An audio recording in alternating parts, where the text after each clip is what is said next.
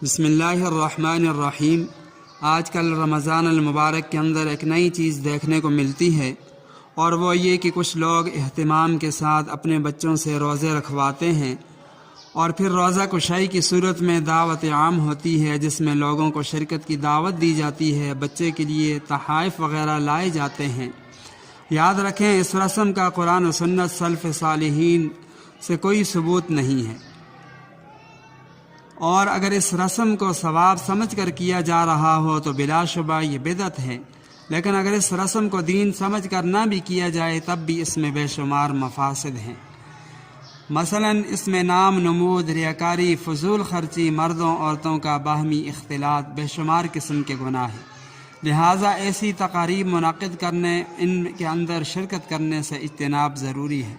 बच्चे की हौसला अफजाई अगर करनी है तो उसके और बहुत सारे तरीके हैं।